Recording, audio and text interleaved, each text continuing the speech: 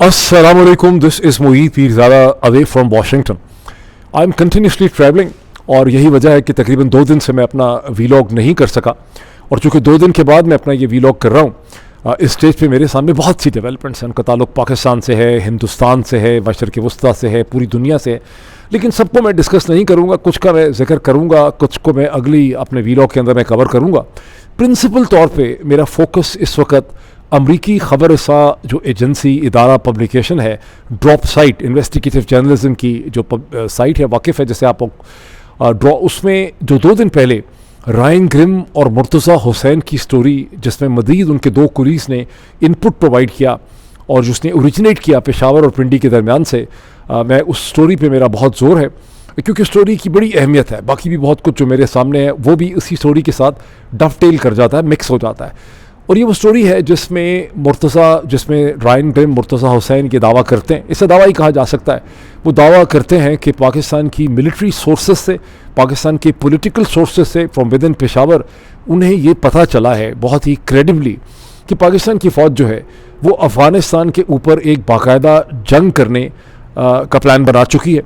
और वो चाहती है कि इस जंग का प्लान करने से पहले वो पाकिस्तान तहरीक इंसाफ के साथ अपने मामलात सेटल करे, ताकि उसकी जो इंटरनल अनपॉपुलैरिटी या रेजिस्टेंस है उसका कोई हल निकल सके और वो अफ़गानिस्तान के ऊपर फोकस कर सके।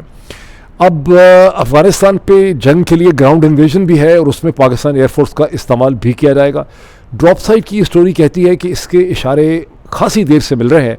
अगस्त में पाकिस्तान के chairman joint chief of staff general Sahir Shamshad Mirza साहब, माफ़ कीजिएगा, जनरल साहिर शमशाद मिर्ज़ा साहब जो हैं, जब बरतानिया में थे और वहाँ पे उन्होंने ब्रिटिश हाई ऑफिशियल्स के साथ मुलाकात की। वहाँ एक थिंक टैंक जिसका उन्होंने नाम नहीं लिया, उस थिंक टैंक से बात करते हुए जनरल साहिर शमशाद मिर्ज़ा साहब ने इस तरह इशारा किया कि आईसिस खुरासान जो है अफ़गानिस्तान से हमारे ख़िलाफ़ ऑपरेट कर रही है। इसका बहुत ख़तरा है कि इसका कोई एक्शन जो है वो अमेरिका के ख़िलाफ़ भी इस्तेमाल हो सकता है, यानी होमलैंड सिक्योरिटी के लिए भी ये ख़तरा है और इसलिए इसका कला कमा करना और इस पर अटैक करना जो है बहुत ज़रूरी है। ये केस उन्होंने अपना स्टेट किया एक ब्रिटिश थिंक टैंक में। अब बरतानिया में, लंदन के अंदर चूँकि मैं रहा हूँ, आपको पता है मैं ब्रिटिश सिटीज़न और उसके तीनों थिंक टैंक से बड़ी अच्छी तरह वाकिफ़ हूँ। मैंने इसको चेक करने की कोशिश की है, बहुत ज़्यादा ज़राए से मुझे नहीं पता चल सका। उन्होंने भी नाम नहीं लिया, उन्होंने इनफैक्ट एक वीडियो को उसमें कोट किया है, उसको लिंक उसका दिया हुआ है। लंदन के अंदर 3 थिंक टैंक हैं ब्रिटिश। एक है international institute of strategic studies, जिसको एरेंडल हाउस भी कहते हैं, जो टेम्पल ट्यूब स्टेशन के करीब है। जो लोग बरतानिया में इसको सुन रहे हैं वो इसको आइडेंटिफाई कर सकते हैं। दूसरा है royal institute of international affairs, जिसको चैथम हाउस भी कहते हैं। और तीसरा है रॉयल यूनाइटेड सर्विसेज इंस्टीट्यूट जो है रूसी जो है वो ब्रिटिश मिलिट्री का अपना इंटरनल थिंक टैंक है। वैसे तो बरतानिया के जिस तरह का स्ट्रक्चर है वहाँ सारे ही थिंक टैंक सरकारी किस्म के हैं, उसमें कोई इंडिपेंडेंट प्रिंसिपली तौर पे आप उसको नहीं कह सकते। अगर बहुत आप इंडिपेंडेंट कह लें तो आईसिस को कह सकते हैं, बिकॉज उसकी बहुत सी फंडिंग जो है वो मशरक़ वस्ता से, इंडिया से, मुख्तलिफ जगहों से आती है। लेकिन रूसी खालिस्तान तो वाइट हॉल का अपना इंस्टीट्यूट है और अक्सर जब पाकिस्तान की मिलिट्री के सीनियर ऑफिशियल्स ब्रिटेन में बोलते हैं तो वो रूसी के अंदर ही बोलते हैं। तो मेरी अंडरस्टैंडिंग है कि ये जिस टॉक का वो इशारा कर रहे हैं इन अगस्त 2024, ये रूसी की टॉक है। तो मेरे लिए मेरा एक प्रिंसिपल फोकस है, क्योंकि इस स्टोरी के अंदर ये भी है कि पाकिस्तान तहरीक इंसाफ और पाकिस्तान की जो मिलिट्री है उनके दरमियान एक अंडरस्टैंडिंग हो चुकी है कि इमरान खान को साइडलाइन कर दिया जाए और पाकिस्तान तहरीक इंसाफ के साथ माइनस इमरान खान। ये बहुत अजीब व गरीब और सेंसेशनल किस्म की बात है कि पाकिस्तान तहरीक इंसाफ के साथ जो है पाकिस्तान की मिलिट्री के जनरल साहिबान का एक रिलेशनशिप डेवलप कर जाए, शायद उनको हुकूमत में लाया जाए। इसका वैसे ड्रॉप साइड की स्टोरी नहीं कहती, लेकिन इमरान खान को इस इक्वेशन में से निकाल दिया जाए। तो ज़ाहिर है कि ये मेरा प्रिंसिपल फोकस है। लेकिन इस पे आने से पहले मैं 2 कम से कम और डेवलपमेंट्स पे कमेंट करना चाहता हूँ और आपको ये भी याद करवाऊंगा कि अगर अभी तक आपने इस चैनल को ज्वाइन नहीं किया, इसे आप सब्सक्राइब करें।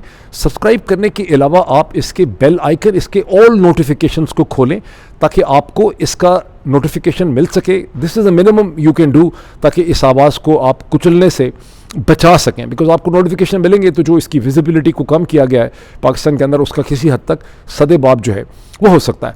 अब पहली जो इम्पॉर्टेंट चीज़ मैं बहुत मुख्तसर तरीके से आपके सामने रखना चाहता हूँ कि अब से चंद घंटों के अंदर स्केड्यूल्ड है बड़ी ठंड है यहाँ पे।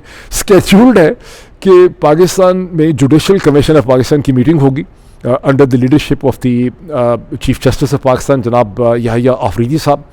और इसके हवाले से एक दिन पहले पाकिस्तान तहरीक इंसाफ के लीडर जो ख़ुद जुडिशल कमीशन ऑफ पाकिस्तान के मेंबर हैं बैरिस्टर अली ज़फ़र, उन्होंने चीफ जस्टिस को एक ख़त लिखा है जिसमें उन्होंने एक बार फिर उनसे इस्तदा की है कि 10 फरवरी 2025 की ये जो जुडिशल कमीशन की मीटिंग है इसे पोस्टपोन कर दें।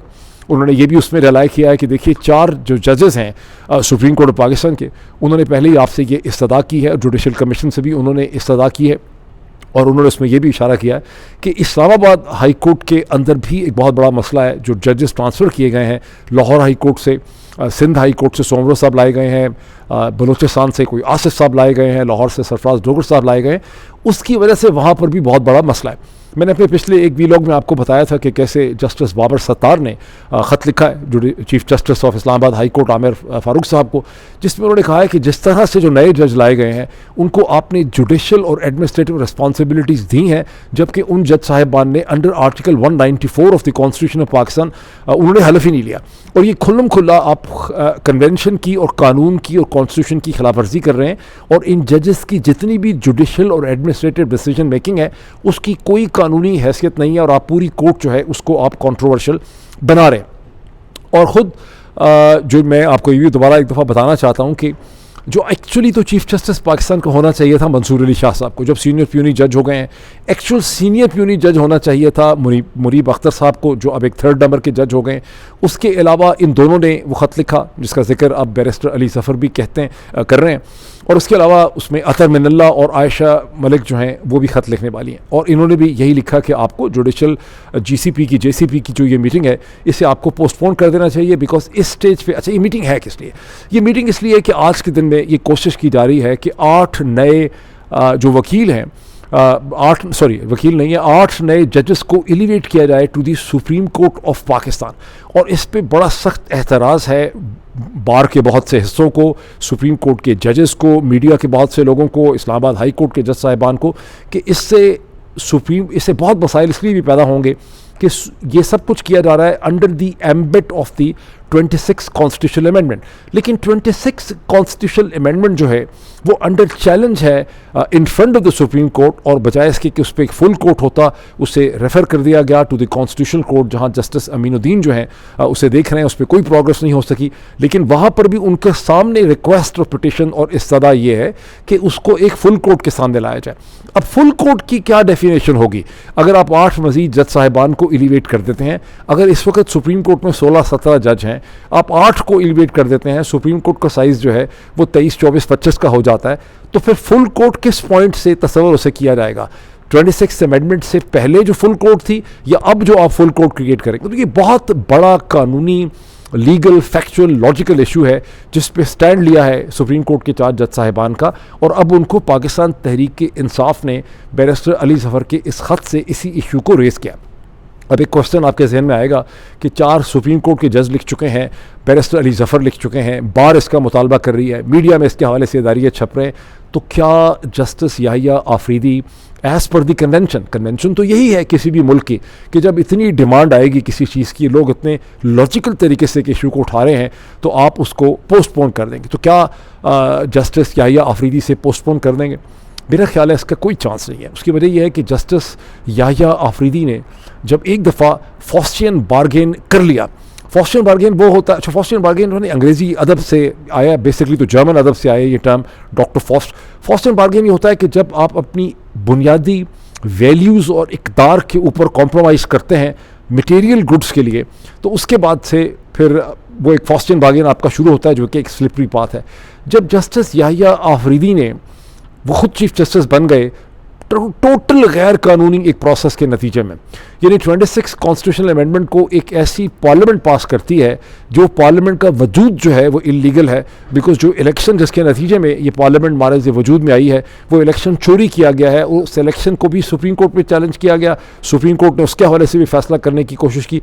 जस्टिस याहिया आफरीदी इन तमाम हकीकतों से वाकिफ़ थे जब उन्होंने उस साजिश का वो हिस्सा बन गए जो शरीफ जरदारी आसिम रजीम ने की, और उन्होंने मंसूर अली शाह साहब की जगह वो खुद चीफ जस्टिस बन गए।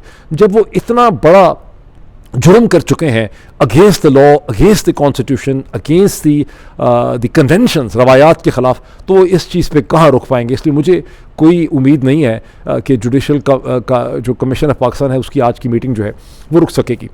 दूसरी जिस डेवलपमेंट पे मुझे कमेंट करना बहुत ज़रूरी है, उसका ताल्लुक सवाबी के उस बहुत बड़े, मैं समझता हूँ, जलसे से है जो पाकिस्तान तहरीक इंसाफ ने एक दिन पहले किया, जिसके हवाले से मैंने बहुत पहले वीलॉग्स किए थे, लेकिन जब वो जलसा हुआ है उसके बाद से मैं कमेंट नहीं कर सका। अब इस जलसे को देखने के बहुत से आस्पेक्ट्स, बहुत से पहलू हैं, और मैं एक एक करके इनको देखता हूँ। एक तो पहले हमें देखना पड़ेगा कि इसका साइज़ कितना है। साइज़ के अतबार से ये खासा कामयाब जलसा है। पाकिस्तान तहरीक इंसाफ के बहुत से लोग और बहुत से लीडर्स जो है, प्रिंसिपल लीडर्स, सेकेंडरी लीडर्स, कुछ और लोगों से मेरी बात हुई, वर्कर्स वगैरह, जिन्होंने इस जलसे में पार्टिसिपेट किया है, वो इस जलसे के साइज़ से, इसके इम्पैक्ट से, लोगों के जोशो खरोश से, वहाँ की नारेबाजी, वहाँ की तकरीर जो है उससे बहुत इम्प्रेस है। अगर आप इसकी फुटेज को देखते हैं, वहाँ से भी आपको पता चलता है कि जलसा गाह वैसे ये बहुत बड़ी नहीं है, ये कोई मीनार पाकिस्तान की तरह की जगह नहीं है जहाँ जब भर जाए तो आप कहें कि 1 लाख के करीब लोग इकट्ठे हो सकते हैं। बहुत से लोगों का कहना है मोहतात अंदाजे से कि जलसा गाह पूरी तरह से भर जाए तो इसमें 30-35 हज़ार लोग मैक्सिमम आ सकते हैं। लेकिन जो लोग इस जलसा गाह में हैं वो बहुत जोश व खरोश भी है, और जिसको अंग्रेज़ी में एक फ्रेज़ है, पैक्ड लाइक लेमिंग्स। तो बिल्कुल वो एक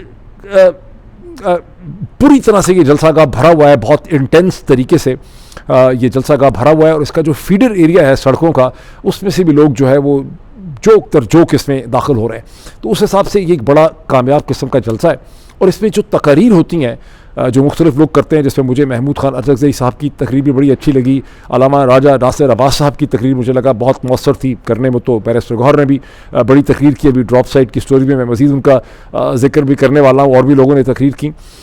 जुनैद अकबर खान साहब की तकरीर बाकी सब लोगों से बड़ी मुख्तलिफ थी। बाकी सब लोगों की जो तकरीर थी उसको फिर भी आप कह सकते हैं कि उसके अंदर एक सियासत का उनसर था, वो सियासी किस्म की तकरीरें थीं। मुखातब तो सब ने पाकिस्तान के army chief general Asim Munir साहब ही को मुखातब करके उन्होंने अपनी तकरीरें की। जब उन्होंने कभी ताकतवर हलकों की बात की, ताकतों की बात की, इक़्तिदार की बात की, उन्होंने हुकूमत की बात की, और जो भी उन्होंने एक्शंस को कंडेम किया, वो सारे के सारे एक्शन जो हैं वो जनरल आसिम मुनीर के हैं। लेकिन और उस लिहाज से बड़ी इफेक्टिव स्पीचेस थी। मैसेज दिया गया कि हम इस निज़ाम को एक्सेप्ट नहीं करते, हम इंतखाबात को एक्सेप्ट नहीं करते, हम 26वीं आईनी तरमीम को एक्सेप्ट नहीं करते। और यही सारे 3 नुक्ते कि हम इलेक्शन को नहीं मानते, 26वीं आईनी तरमीम को नहीं मानते, और हमें जुडिशल कमीशन चाहिए। इसमें एक करारदाद और रेजोल्यूशन भी पढ़ के सुनाई गई, उसमें भी ये सब कुछ था। जुनैद अकबर की तकरीर क्यों मुख्तलिफ थी? जुनैद अकबर खान साहब, जिनसे मेरा बिल्कुल भी तारुफ नहीं है, मेरी ज़िंदगी में कभी उनसे मुलाकात नहीं हुई। अभी चंद दिन पहले जब उसको इमरान खान ने पाकिस्तान तहरीक इंसाफ का सदर बना दिया, तब मैं पहली दफ़ा मेरे तहत शऊर के अंदर जुनैद अकबर खान साहब आए हैं। मुझे तो पता नहीं था कौन है, लेकिन जुनैद अकबर खान की तकरीर आम सियासतदानों की तरह की तकरीर नहीं थी। वो खासी एक सच्चे आदमी की, एक सिंसियर आदमी की, एक मुखलिस आदमी की तकरीर थी। और तकरीर से बढ़ के उन्होंने इस जलसे में क्या किया कि उन्होंने इसे इमरान खान का जलसा बना दिया। यानी ये एक वाहिद जलसा है जिसमें जिस आदमी ने, जिस सियासी लीडर ने इस पूरे जलसे को ऑर्गेनाइज़ किया, उसने इस जलसा गाह में अपनी कोई तस्वीरें नहीं लगाई, और वहाँ सारे के सारे बैनर जो बड़े बड़े लगे वो इमरान खान के लगे। और एक ऐसा इम्पैक्ट और माहौल उन्होंने खड़ा किया जिसके नतीजे में जो तमाम सियासी लीडरों के, असद कैसर साहब की मैं स्पीच नहीं सुन सका, मैं उमर अयूब की नहीं सुन सका, बाकी सलमान अकरम राजा की, सबकी मैंने तकरीरें जो हैं सुनी हैं। और उन तमाम तकारीर के अंदर जो मेजर एम्फेसिस है वो इमरान खान की आइडियाज़ का है। इमरान खान की आइडियाज़ ही वहाँ पे रिपीट किए गए, उनकी वहाँ पे तायद की गई। और फिर इमरान खान ने जो 2 ख़त लिखे हैं, पहला ख़त और दूसरा ख़त पाकिस्तान के आर्मी चीफ जनाब जनरल आसिम मुनीर साहब तमगा इम्तियाज़ मिलिट्री को, उन खतूत के अंदर जो आइडियाज़ हैं उन्हें इन लोगों ने अपनी तकरीरों के अंदर, इन लीडरों ने उन्हें एम्फसाइज़ किया। ये एक आस्पेक्ट है इसे देखने का, इस जलसे को देखने का। अब इसमें आगे मैं चलता हूँ। अब इसमें थोड़ा सा इसका क्रिटिकल एलिमेंट भी देख लें, बिकॉज मैंने उन लोगों से भी बात की जो पाकिस्तान तहरीक इंसाफ के या तो नाक़िद हैं या न्यूट्रल हैं, जिसमें कुछ मीडिया के लोग हैं, जिसमें कुछ पेशावर बेस्ड और एनालिस्ट हैं। उन लोगों का कहना यह है कि डॉक्टर साहब ये देखें कि 93 इनके MPs हैं। उन्होंने मुझे फिगर कोट किया, मैंने चेक नहीं किया। उन्होंने कहा इनके 93 के करीब 90 से ज़्यादा इनके मेंबर पार्लियामेंट हैं, प्रोविंशियल असम्बली के हैं। अगर एक एक जो है वो एक हज़ार बंदा भी लेके आता तो यहाँ 1 लाख से ज़्यादा जो है वो लोग होने चाहिए थे। लेकिन उनका कहना है कि यहाँ बामुश्किल 30,000 लोग भी नहीं थे, शायद उससे भी कम लोग थे। तो यानी मैंने फिर पूछा कि इसकी क्या वजह है। उन्होंने कहा देखिए इसकी दो प्रिंसिपल वजूहात हैं। एक तो पाकिस्तान तहरीक इंसाफ को, अली अमीन गंडापुर साहब को और उनकी टीम को जब खैबर पख्तूनख्वा की गवर्नमेंट दी गई है तो मुझे इन लोगों ने ये कहा है कि एक ब्रॉडर फ्रेमवर्क के तहत दी गई है कि आपने पेशावर के अंदर या केपी के किसी बड़े शहर के अंदर जलसा आपने नहीं करना। और उनका कहना है कि जब आप सवाबी जाते हैं वो ठीक है कि उसकी एक सिंबॉलिक वैल्यू है कि आप पंजाब के और जंक्शन पे खड़े हैं और वहाँ खड़े होकर आप उसके संगम के ऊपर खड़े होकर आप अपना जलसा करते हैं। लेकिन बुनियादी तौर पे जो बड़े जलसे होते हैं, जो रियली सक्सेसफुल जलसे होते हैं, वो किसी बड़े शहर में होते हैं। पाकिस्तान के कॉन्टेक्स्ट में वो कराची हो सकता है, लाहौर हो सकता है, रावलपिंडी हो सकता है, मुल्तान हो सकता है, वो गुजरांवाला हो सकता है, और इस खैबर पख्तूनख्वा के कॉन्टेक्स्ट में वो पेशावर हो सकता है, कोहाट हो सकता है, और दुनिया के कॉन्टेक्स्ट में वो लंदन हो सकता है, पेरिस हो सकता है, बर्लिन हो सकता है, न्यूयॉर्क हो सकता है।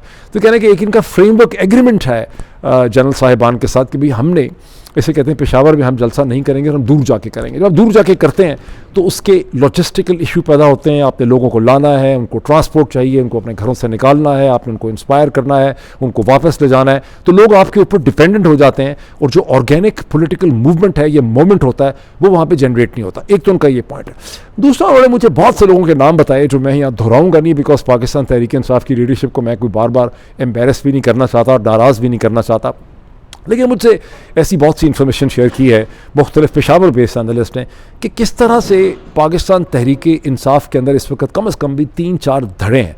एक धड़े ने जुनैद अकबर को सपोर्ट किया, एक धड़ा जो है वो अली अमीन गंडापुर के साथ खड़ा है, एक असद कैसर साहब का धड़ा है, एक और धड़े, उनमें सबके लोगों के नाम जो हैं वो मैंने लिखे हुए। तो देखा कि चूँकि इनकी जो धड़ाबंदी है और जो इंटरनल ना इत्तफाक़ी है, फिर ऊपर से ज़ाहिर है कि उनके बाइंडर्स जो हैं कर्नल साहिबान भी, उनका भी इन पर बहुत प्रेशर है।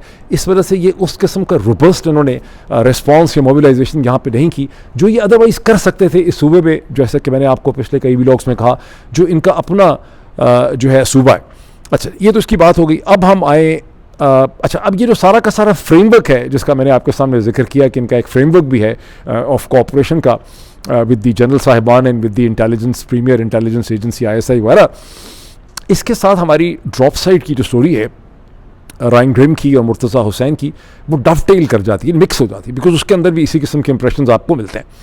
ड्रॉप साइड की स्टोरी का फोकस तो ये है कि पाकिस्तानी मिलिट्री जो है उसने मेनली अफ़गानिस्तान पे अटैक करने का हमला कर लिया है, फैसला वगैरह कर लिया है, लेकिन इससे कहीं ज़्यादा इसके अंदर जो चिलिंग चीज़ है, जो इसमें हिला देने वाली चीज़ है, वो ये है कि जनवरी 16 तारीख को पेशावर के अंदर जो मीटिंग हुई, जिसका हम बहुत दफ़ा जिक्र कर चुके हैं मुख्तलिफ बहानों से या मुख्तलिफ तरीके से, जहाँ पे अली अमीन गंडापुर और बैरिस्टर गौहर को बुलाया गया। और अली अमीन गंडापुर की तो ज़ाहिर है आबी की टॉप लीडरशिप से मुलाकातें उनकी होती ही रहती हैं, लेकिन ये वो मुलाकात है जहाँ पे बैरिस्टर गौहर जो हैं उनकी मुलाकात होती है और फिर वो 1-2 दिन के बाद ये एडमिट करते हैं कि उनकी army chief general Asim Munir साहब के साथ, मोहसिन नकवी साहब वगैरह के साथ उनकी यहाँ पर मुलाकात हुई।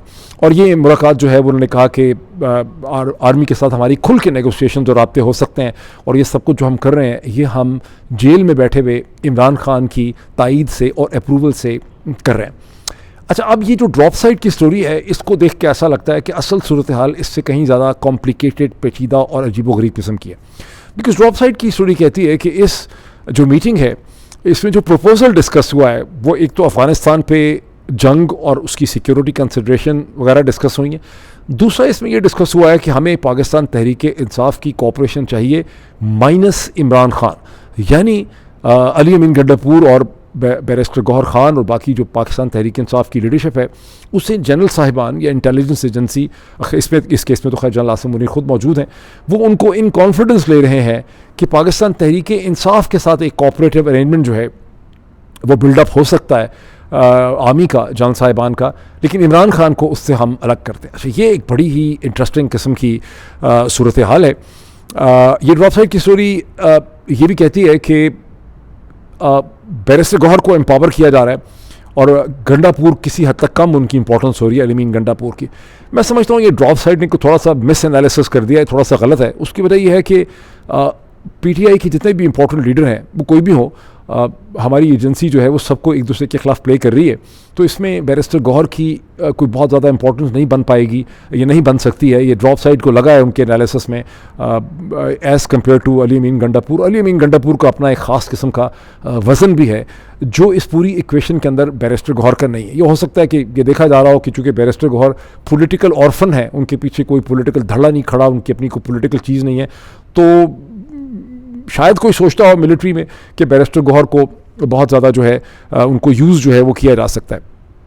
इसमें एक क्वेश्चन वैसे मेरे जहन में सारे प्रोसेस को देख के ये भी आता है जिसको मैं आप सबके सामने रखना चाहता हूँ, इस पूरी चीज़ को देख के जो मैं आपके सामने एक्सप्लेन कर रहा हूँ, क्योंकि यहाँ पे आप देख रहे हैं कि ISI और जनरल साहिबान जो हैं, वैसे तो हमें पहले भी पता था, ये कोई नई चीज़ हमारे लिए नहीं है, मतलब ये हम दर्जनों दफ़ा इसको डिस्कस कर चुके हैं, लेकिन एक अमेरिकन पब्लिकेशन के अंदर ये लिखा हुआ आ गया है कि जनरल साहिबान पूरी की पूरी पीटीआई जो है उसको ओवरटेक करना चाह रहे हैं, उसको टेक ओवर करना चाह रहे हैं minus Imran Khan, which raises this question कि इमरान खान का ये फैसला कि मैं पाकिस्तान में रहूँगा, जेल में चला जाऊँगा, अब वो तकरीबन कितना 155 दिनों से आप कहें 1.5 साल से वो जेल के अंदर है, तो क्या ये फैसला, ये जो डिसीजन था, बिकॉज इमरान खान ने अपने आप को जेल में जाने दिया है पाकिस्तानी लोगों को शऊरी तौर पर जगाने के लिए, लेकिन पाकिस्तानी लोग कितने एक शऊरी तौर पे जागे हैं और उसका कितना एक इम्पैक्ट है इसका आप फैसला कर सकते हैं। तो क्या इमरान खान का ये फैसला कि मैं जेल में बैठूंगा, मेरा मरना जीना भी जेल में हो सकता है, क्या ये एक वाइज पॉलिटिकल फैसला था?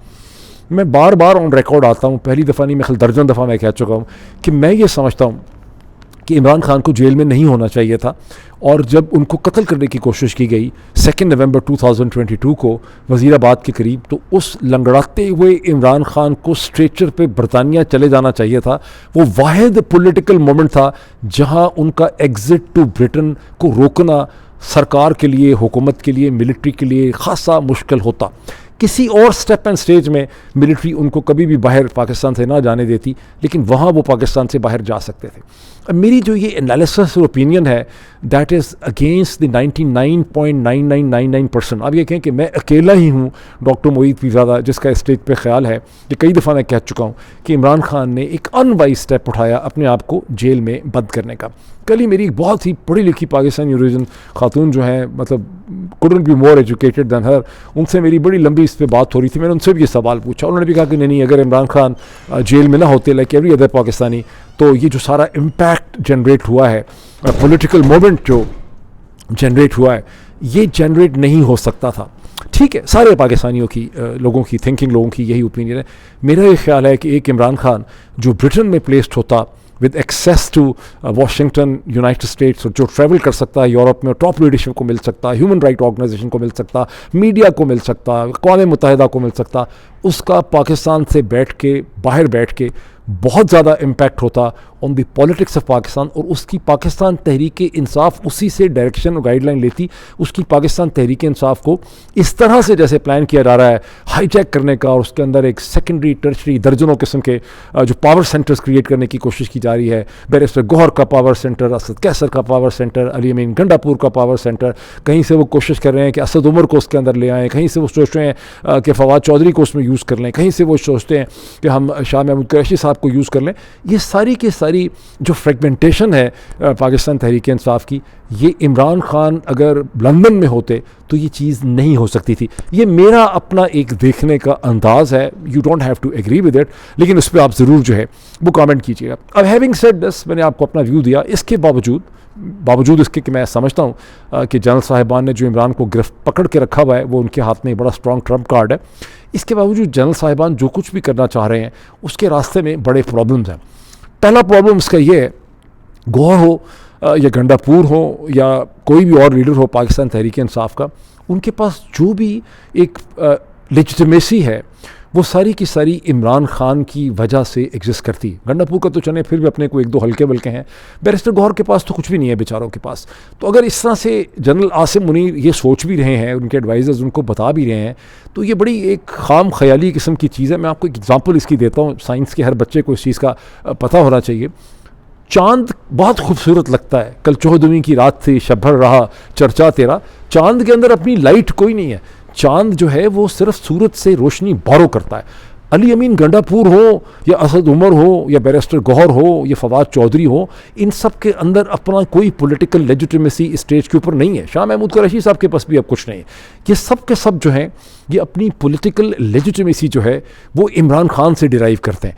और somehow the other military establishment कह लें, जनरल साहिबान कह लें, GHQ कह लें, ISI कह लें, उनको समझ नहीं आ रही इस चीज़ की कि भाई ये इक्वेशन मैथमेटिकली जो है ये वर्क नहीं कर सकती। अच्छा, ये हो गई बात। अब अच्छा, मुझे कुछ बहुत सी ऐसी भी इंफॉर्मेशन मिल रही। I keep on talking to several military officer, senior, junior, top के ऊपर, रिटायर्ड वगैरह सभी लोगों से मेरी बात तो होती ही है। एक ऐसा लगता है कि जनरल आसिम मुनीर उनके साथी जो हैं वो चाइनीज़ कम्युनिस्ट पार्टी CCP की तरह का वो स्ट्रक्चर सोचते हैं कि हम क्रिएट कर सकते हैं जो परपेचुअली चलता रहेगा। और इस तरह की बातें भी लोगों से, अच्छा इसके हवाले से बहुत से लोगों से मुलाकातें की जा रही हैं, हरकारे दौड़ाए जा रहे हैं, इमेजरीज़ हैं जो दुनिया भर में, पाकिस्तान के अंदर दुनिया भर में जो लोग उनको लग रहा है कि सिग्निफिकेंट हैं उनको ब्रीफ करने की कोशिश कर रहे हैं, उनको बड़ी पोलाइट लैंग्वेज में बताया जा रहा है। और वो मैसेज ये है कि देखें अफराद जो है वो आते जाते रहते हैं और इंस्टीट्यूशंस बड़े होते हैं, पाकिस्तान की फ़ौज ने यहाँ रहना है और आप लोग इसके साथ समझौता कर लें और एक हमें मौका दें वगैरह वगैरह एंड सो ऑन सब कुछ। अच्छा, अब ये अफराद आते जाते रहते हैं, इसका क्या मतलब है? यानी ये तो कोई नहीं कह रहा कि इसका मतलब क्या है।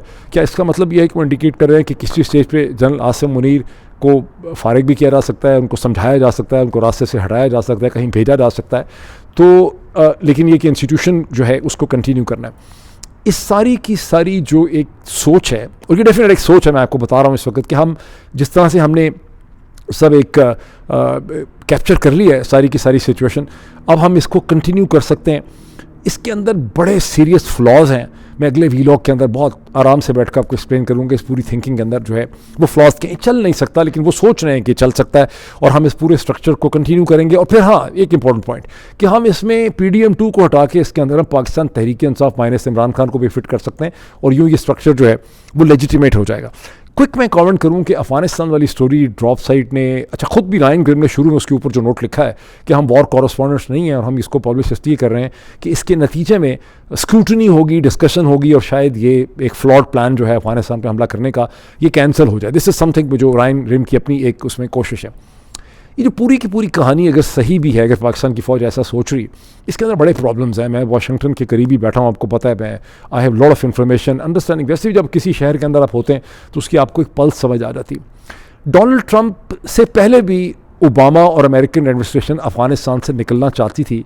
बाई 2009 अमेरिकन इस्टेब्लिशमेंट ने, पॉलिटिकल इस्टेब्लिशमेंट को ये अंदाज़ा हो चुका था कि ये जंग हमारे गले पड़ गई है, ये कंबल हमें छोड़ नहीं रहा। ट्रंप इज़ दी प्रेसिडेंट जिसने एक्सिक्यूट किया इस पूरे प्लान को। जो भी सारी हेजिटेशन थी पेंटागन की, CIA की, वॉर लॉबी को, उसको ट्रंप ने ओवरकम करके इस एग्जिट को पॉसिबल बनाया थ्रू द दोहा प्रोसेस। ये सोचना कि हम कोई ऐसी स्मार्ट मूव करेंगे कि डोनाल्ड ट्रंप जो है वह अफगानिस्तान की जंग के पीछे मजबूर होकर अपना वज़न फेंक देगा, ये खासी मुश्किल किस्म की थिंकिंग है। और ड्रॉप साइड की अपनी स्टोरी से पता ये चलता है कि ये प्रिंसिपली तौर पे जनरल आसिम मुनीर या उनके साथियों की थिंकिंग है और बाकी बहुत सी पाकिस्तानी फ़ौज के अपने धड़े ऐसे हैं जो इसको बहुत ही क्रिटिकली तौर पर देखते हैं। पहला पॉइंट। दूसरी पॉइंट यह है कि I think there is a serious misunderstanding about Donald Trump's direction in GHQ, क्योंकि डोनाल्ड ट्रंप जो है वो बजटरी बैलेंस करना चाह रहा है और उस बजटरी बैलेंस के अंदर अगर आप पिछले 48 घंटों की हेडलाइन देखें तो उसमें वो पेंटागन के अंदर भी देख रहा है कि खर्चा बहुत ज़्यादा है, वो CIA का भी खर्चा देख रहा है बहुत ज़्यादा है, और जो department of government efficiency dose create किया गया है इलॉन मस्क के, उसको तो मैंडेट दे दिया गया है कि फिक्स पेंटागन, फिक्स CIA। तो खप पड़ी हुई है यहाँ पे। अंडर द सर्कमस्टेंसेस ये जंग को कौन फाइनेंस करेगा? चीन फाइनेंस करेगा अफगानिस्तान की जंग को। अब मतलब या आप सोच रहे हैं कि आपका पता नहीं तो एक दिन की आपने जंग करनी, अगर आपकी बड़ी जंग होती है और अफगान तालिबान जिस किस्म के मूजी हैं, अगर आप उनके ऊपर फ्रंटल अटैक करेंगे तो वो एक दिन के बाद तो जंग नहीं खत्म होगी। इसका मतलब है एक वॉर ऑफ एट्रिशन शुरू हो जाएगी जो पाकिस्तान के खैबर पख्तूनख्वा में भी फ्लो करेगी और बलूचिस्तान में भी फ्लो करेगी। बिकॉज आपकी बलूचिस्तान की भी अंदाज़न 50% पॉपुलेशन पश्तून है और KP 5 करोड़ से ज़्यादा का सूबा है। तो इसकी बड़ी ख़तरनाक रेमिफिकेशंस हैं अगर वाकई ही जनरल साहिबान जो हैं वो इस तरह से सोच भी रहे हैं। फिर एक क्वेश्चन आता है कि चीन जो है उसकी अपनी एक बड़ी स्ट्रेटिजिक डिज़ायर्स एंड इंटेंशंस हैं अफगानिस्तान के हवाले से, और $14 बिलियन मैंने पिछले वीडियो में आपको एक्सप्लेन किया कि इस वक्त चीन ने एक तरह से फाइनेंशियल क्रेडिट फैसिलिटी जो है वो दी हुई है पाकिस्तान की मौजूदा रजीम की मदद करने की। तो what is there view on a possible invasion into Afghanistan?